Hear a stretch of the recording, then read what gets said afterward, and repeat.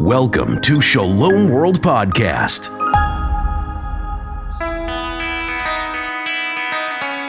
Welcome to another episode of Real Women, where we talk about the real issues facing modern-day Catholic women and how we can navigate this journey with grace and purpose.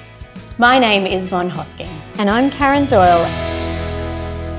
On today's episode of Real Women, we're going to be exploring how, as women, we can discover and step into our unique gifts, our mission, and our purpose in life. It's so important to actually identify our mission and purpose, because I feel so many women find themselves lost in this place of restlessness when they don't actually know, what is it? What am I meant to be doing in this life? Absolutely. And we're actually called to make something beautiful with our lives. John Paul II beautifully says we're called to create a masterpiece with God. And when we see our lives as a masterpiece and we see ourselves as co-creators with the Lord, I don't know, that changes something for me in terms of how I live my life and how I use my gifts to honour and serve God and contribute. Yeah, that's so true. Once we really identify who we are, when we come back to that as a daughter of God, that is crucial to actually the playing out of our purpose and mission. I think what the real obstacle is once we do know that, we're formed in our faith, we know what our interests are and we can identify our desires for our life, but how do we actually form that into a purpose, a mission for our life? And we're going to actually unpack that further today, a real practical journey. And to help us unpack that further, we're going to be talking with Joy Adan. Join us on a journey of creativity and community as we explore the artistry and passion of Joy Adan. Hailing from Western Sydney, Australia, Joy is a gifted writer, calligrapher, and watercolor artist with a unique and inspiring perspective on life. As the proud owner of Finding Joy, Joy Adan brings her creativity to the forefront, hosting workshops and providing handmade gifts and resources to help support a sense of community, connection, and positive mental well-being. In addition to her artistic pursuits, Joy is a devoted wife and mother of 2 boys. She shares her insights and experiences with Catholic women in the Diocese of Parramatta as a co-host of the At the Well podcast and live events. Welcome, Joy. Hi, nice to be here. So good to have you, Joy. I'm excited. Very excited for this conversation. This is something that all 3 of us are incredibly passionate about about helping and walking alongside women to really discover their gifts, purpose and mission. Yeah, to come alive. Yeah, absolutely. I'm wondering if you'll share with us a little bit about your background and your story. Sure. Well, the journey started a very long time ago. I pinpoint the moments even when I was a kid. I grew up in a big Catholic Filipino family. We moved to Australia when I was just 3, and I have 4 incredible older sisters, all of whom are very intelligent, very talented. And I remember growing up and always being compared to them. You know, it was great being a sister and being in a big family, but you know, everywhere I went, I was, you must be so-and-so's sister, or you know, you must be so-and-so's daughter. And it was okay, but it was also really hard because I constantly felt like I was trying to live up to somebody else's version of what success looked like. And I struggled a lot with that when I was in high school, trying to work out where I belonged, what I'm supposed to do when I grow up. And I remember even the day I had to pick my first year, like my uni degree, I was like, I don't know what I want to do. Okay, could I be this? Could I be that? I'm just going to pick this. And what did you pick? I ended up picking media law. Okay. And You sound concerned. I've got into my second year of law and realised you really have to be committed to finish a law degree, and I was not committed because I couldn't see myself being a lawyer, and so I dropped out of that part, finished the media part, loved the media part. I did multimedia production, but even then after that I thought, I don't know how to make a living out of this. And part of it was because my parents, because of what they had been through to get us to where we were, they were so committed to making sure we were stable, financially okay. That was their dream for us, and I completely understand why. But they were constantly telling me, you can't be a writer, you can't do creative stuff, that's not a real job. And so I thought, okay, I'll park that, I'll go do other things. And I would say probably really successful in the other things I pursued in my professional career. But through my 20s, even into my 30s, I was working and there was something missing. I just felt it. And I thought, this isn't this isn't right. Like other people seem to be finding fulfillment, but for me, there was something really missing. And it all came to a head after my second son was born. And I remember he was a few months old, we were in the car, and there was a specific episode while I was driving where I just couldn't stop crying. And there was no particular incident or anything that happened before that would make me feel so sad. And eventually I ended up going to counselling, to therapy, because it became clear that I was experiencing postnatal depression. And as part of my time with my counsellor, we were talking about the things that were affecting me, that were making me feel like I just wasn't enough. I was struggling with finding out where I truly belonged and what I was meant to be doing with my life. And it was a really challenging thing to say out loud and to work through. But I realised in that time, as I was revisiting all those old wounds and having to uncover them and working through that process of healing from them, that really ignited a fire in me to make sure that that prayer that I was taking to God, that prayer that was just me saying, God, who am I? Why did you make me? What do you want me to do with my life? You've given me a lot. What do I do with it? That question, I wanted to just live out the answer to that question and help other women live out the answer to that question. Joy, can you share with us a little bit about how the Lord used that brokenness to, I guess, reveal your mission? And you talked about creativity and not really thinking that was a way you could earn money or the way that you could live, but that's really what you're doing now. When I started going to therapy after the birth of my second son, one of the things that the counsellor encouraged me to do was try to find some time just for myself, which, if you're either working and or a parent, sounds virtually impossible. And she said, even if it's just 5 minutes, it is 5 minutes, and what I want you to do with that 5 minutes or 15 minutes or whatever it is to create something, but make it just for you. And so I sat there thinking, what on earth is she talking about? She said, if you enjoy cooking, cook something, but don't cook it as a function of feeding your family. Go and learn a new recipe. Or if you like gardening, go and garden. If you enjoy like getting physical and doing a sport, do it for the pure joy of it, not necessarily to get anything out of it. And she said, can you identify something that you enjoy? And I'm like, so many things that I haven't done in so long. And one of the things that happened to pop up at that time was an online lettering course, an online brush calligraphy course. And I had always loved, like I said, writing, just expressing myself creatively through colour. I decided, okay, I'm gonna do the course and devote 5 minutes a day or however long I need to do this course. And I started to letter, and I started to use like brush pens or paint brushes to letter different either quotes from scripture or songs that were making me happy at the time.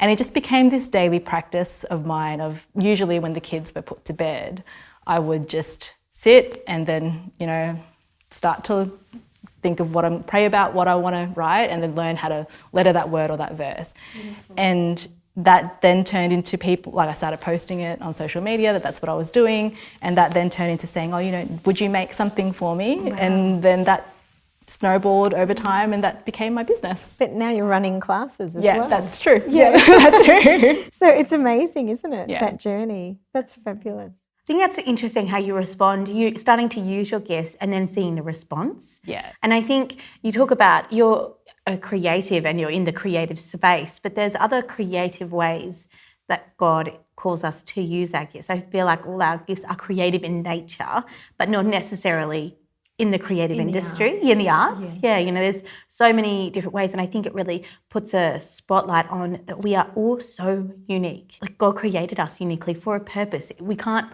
all be entrepreneurs. We can't all be creatives. I mean, can you imagine a world full of creatives? Right? I think we probably really would functionally will get done because we're all creative. But we need people who are organised, who are doing the daily tasks, who are doing perhaps what we might perceive as menial work, but they have a particular gift in that of being organised and on task and getting things done. I think it's really beautiful when you see that real array of gifts being used in the world. Have you seen that in your work or in your, I know you're a workshop facilitator.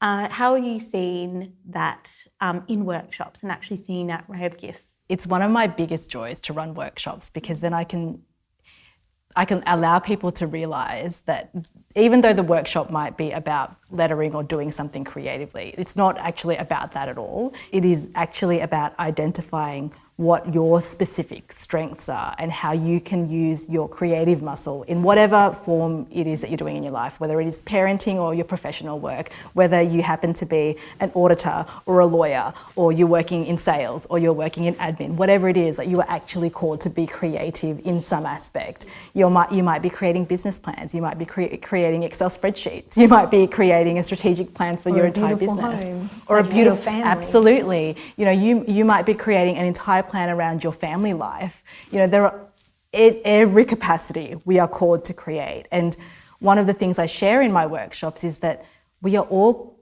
designed deliberately. So your skills, your temperament, the things that you just naturally enjoy, and the things that you don't actually enjoy and are not your strengths, God knew that from the start. He didn't make a mistake.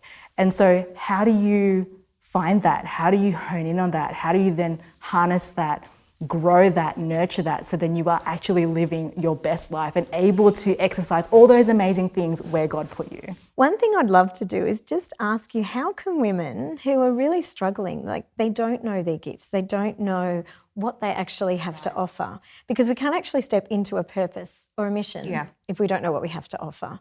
So how can women actually, I guess, discover that? Well, I can tell you how I did it, but it's certainly not the way every woman's going to do it. And I can tell you what worked for me. And what the first thing is to take it to prayer. And I was quite deliberate in my prayer time. I sat there, I journaled, and I know you encourage women to do that in the Genius Masterclass. For me, journaling and writing things down has always been my way of processing things, but I was very deliberate in how I was journaling and what I was taking to God. And I have also always been interested in learning about myself and what makes me tick. And so I've been very lucky in that different employers have allowed me to do different personality tests to help me figure out what my strengths might be at work. And so whether it's, my HBDI brain profile or my Gallup strengths or Clifton strengths, every time I was able to do one of those tests, it helped me realize, okay, these are the things I'm really good at, and these are the things that I'm not so good at. And it's either I might have to dial up that weakness or, develop that skill, or it may be that, I make sure that the jobs I take on are actually more in line with the things I'm really good at, and because that's where I'm going to be the most productive and the most effective. One of the things I did quite recently was through the Siena Institute, and it was the charisms test, and even just learning what the charisms were and what God uses the charisms for. And so there are all these tools available. I know you also do this through your masterclass too, helping women understand identify, what has God given you in your life? I know that you're a mum of two, but you also work. Yeah. How do you manage all of that together and using your gifts and now in the survival mode? Do you feel like you've moved on from that at the moment? I think what's changed for me is that I'm much more intentional with my time. Yeah. So a big lesson that I learned very early on in my career is how bad burnout can be. Yeah. But from that I learned everyone has 24 hours in their day. No one has any more, no one has any less. And that time belongs to me, and if I want it to be, I can ask it to belong to God. And so if everything I'm doing in each of those minutes is for God, then it's going to be time well spent. Yeah. So for me, my days are, there's never the same kind of day. It's going from school lunches and school drop off to meetings and then sometimes doing, a creative commission and then meeting somebody else to do another workshop, and it's just every day is different. But what I am very grateful for is that in each of those days, I can do a sense check when I start to feel a bit overwhelmed, or even if I'm feeling a bit underwhelmed, I'm like, I don't want to do this because this isn't fun. I don't want to fold the laundry. I don't know anyone who likes folding laundry. Yeah. But I can think, okay, what of the things in my day can I do so that at the end of it, I know I've done everything I can for God. Yeah. And that's probably how I'd say I manage my day. It's the shortcut version. How can women actually start to reignite, I guess, the dreams in their heart if they've been stolen or snuffed out? I really think women need permission to dream. And and a reminder that it's a necessary part of being able to grow and thrive. Because when you're not dreaming, you're stagnant. Yes. You know, you're thinking, oh, this is it. And then that's when you get that feeling of, oh, is this it? Is something missing? And I learned really that it's like a muscle. That dreaming is like a muscle where if you've not done it in a long time, or if you've never been able to because you were never given permission to, it's not something that you can do really well, really quickly. It's something that you have to strengthen and practice and get good at. And, you know, part of my process was being able to talk about it, you know, having a safe person or safe people that I could, you know, start to share those crazy dreams with and those hopes with. You know, it might be my counsellor, sometimes it was my husband, sometimes it was close friends. And that ability to just start sharing those desires in the heart that God plants as a seed, that gave me so much freedom and so much hope. And because I was then able to share it, once I shared it, I was like, oh, I can act on this. I can start taking steps to do this. And from then, you know, you give it to God, and God will take that, just like He took that little boy's lunch, and He will make a miracle of it. Yeah, so beautiful. I find women are really good at giving other women permission to dream and thrive. Are there any people in your life, maybe perhaps people in the scriptures or saints, that you look to and say to give you permission to dream? I think for me, definitely my husband is one of them, because he's my life partner. We're a team, and I'm so grateful that I have married someone who understands that, you know, my success is his success and vice versa. I know for some women that's hard because they don't necessarily have that in their partner. And there are definitely women in my community and my friends who, thankfully, when I share something with them, they say, Joy, that's amazing, go for it. And it's taken a lot to refine that, you know, group of people around me to make sure that I am surrounding myself with people who build me up. And that's something I've been very intentional with, actually, in my life. We're now going to ask Joy some burning questions that we know that many of you will have for Joy around this topic of finding our gifts and purpose. So we've got some questions for you, and we need some really quick answers, things that come to your top of your head straight away. No pressure. Yeah, I'll try. Have you ever dropped a dream or let a dream go because of your current season? Oh, absolutely. And I remember when I was a mother, realising my priority right now is my children and my family, and those big dreams of, you know, being a writer, being creative, I said, okay, I need to shelve those for now. I didn't let go of it fully though. I think I put it on a shelf, hit pause, and I said, God, you tell me when I pick that up again. Yeah. So tell me another one. Why do women actually stop dreaming in life? I think the rat race and all the pressure of responsibilities.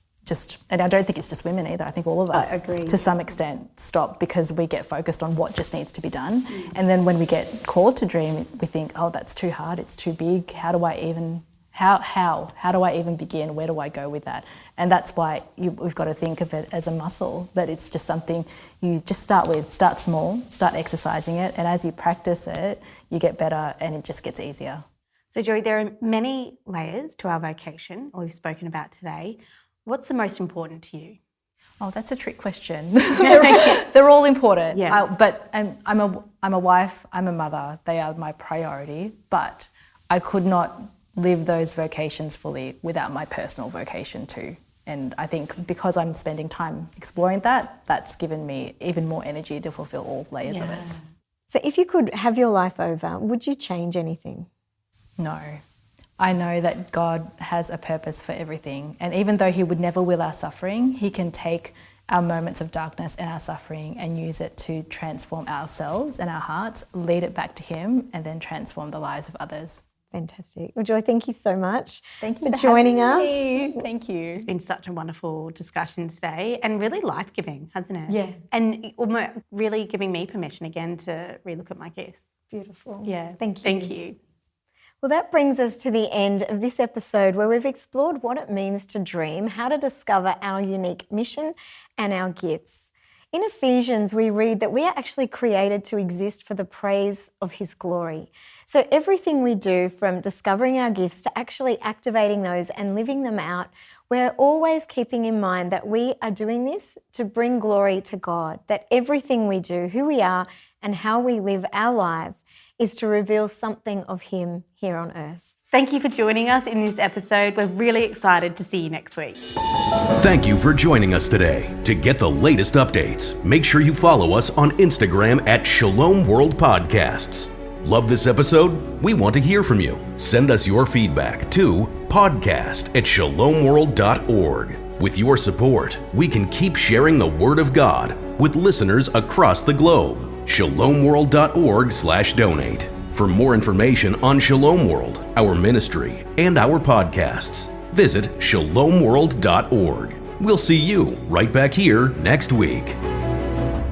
This podcast is available on all online platforms, including Apple Podcasts, Spotify, Stitcher, and others.